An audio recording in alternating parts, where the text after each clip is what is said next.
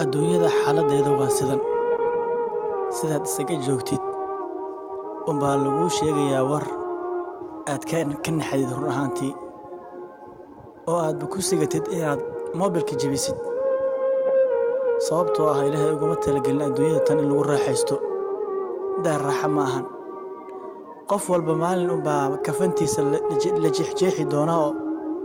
lagu hagaajin doonaa run ahaantiina adduunyada tan uu kala bixi doonaa kafan cad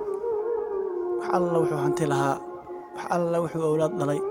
haba yaraatee wax raacaya ma lahan waa loo qubaynayaa baynamaa uu ahaan jiray mid isaga qubaysta madaxaa loo dhaqayaa baynamaa uu ahaan jiray mid madaxiisa dhaqda dharkaa laga siibayaa halka uu ka ahaan jiray mid dharkiisa bixiya wallaahi waa xaqiiqo maalin ayaa ku soo mari doonto anna isoo mari doonto run ahaantii korkeenna biyo lagu shubayo madaxa naloo dhaqayo jirka naloo dhaqayo oo aynan wax dhaqdhaqaaqay xarakaada lahayn wax isdhaqaajina aynan lahayn kafanna nagula duubi doono kafan cad sidii nacnac oo kale dhinacyada markaa nagala xiri doono wixii markaa ka sii dambeeyana waxaana loo qaadi doonaa un qabriga oo nabiga calayhi salaatu wasalaam wuxuu leeyahay idaa wadicat iljanaasatu haddii janaasada la dhigo bimacnaa janaasada hadda waxaa laga wadaa meydka naftigii ayaa laga wadaa marka meydka la diyaariyo diyaarintiisa waxaa ka mid ah kafantii iyo habeyntii hadda aan ka soo hadlaynay kafankii markii lagu xiro wakadaalika maro weynna dusha laga saaro markii intaa la sameeyo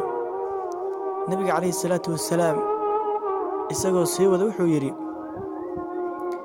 ragguna ay ku qaadaan garbahooda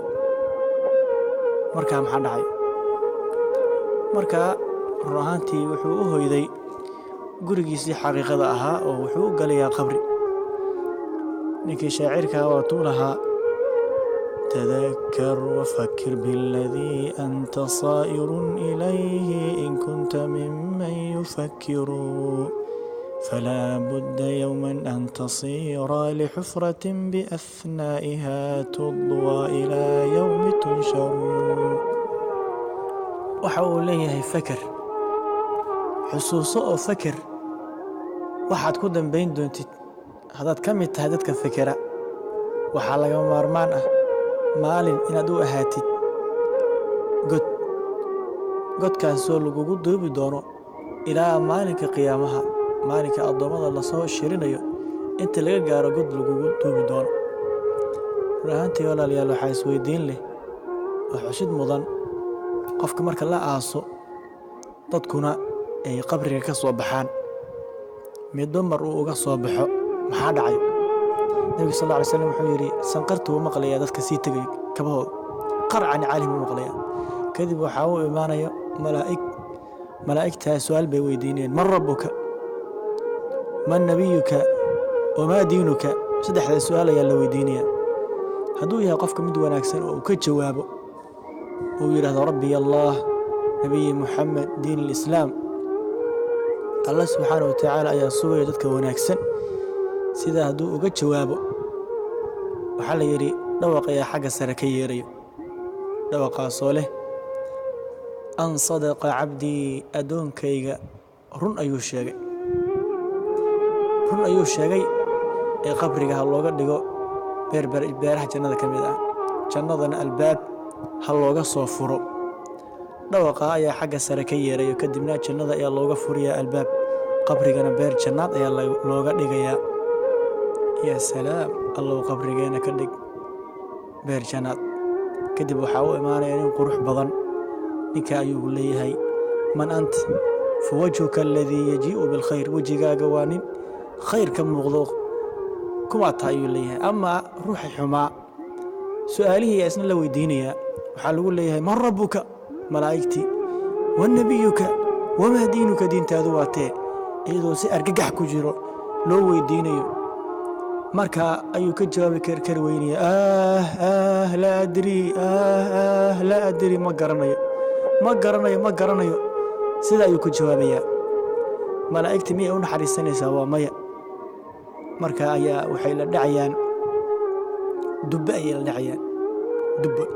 dubbe aad u weyn ayay la dhacayaan oo gebigiisaba wuxuu u noqonayaa carro ayuu noqonayaa. dubbaha ayay la dhacayaan. nabiga sal lla ly slam wuxuu yidhi qayladiisa khalaa'iqdoo dhan way maqlayaan, insiga iyo jinka mooyaane. hadday maqli lahaayeenna waa ay dhiman lahaayeen. subxaana allah sida ayaa loo cadaabayaa ilaa maalinka qiyaamaha. saa ayaa loo cadaabayaa. allow qabrigeena ka dhig qabri beeraha jannada ka mida ka dhig. walaalayaal haddaba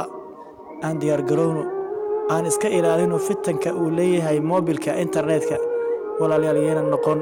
shaydaanka mid caawiya, shaydaanka iyo gaalada dad caawiya yeena noqon. gabadha muslimadda waxaa loo baahay inay xishooto, waxaa loo baahay inay is asturto. sawiradeeda meel kasta in laga arko ma bannaana. run ahaantiina sumcad xumo iyo sharaf xumo ayay ku tahay. marka walaalayaal fideokana aan sheergarayno, aan dadka khayrka ku wadacmimo. dadka ahlu baadilkaba xumaanta way sheergareeyaan, adigana sheergaree khayrka. allah ku barakeeyo. jazaaka allahu khayran.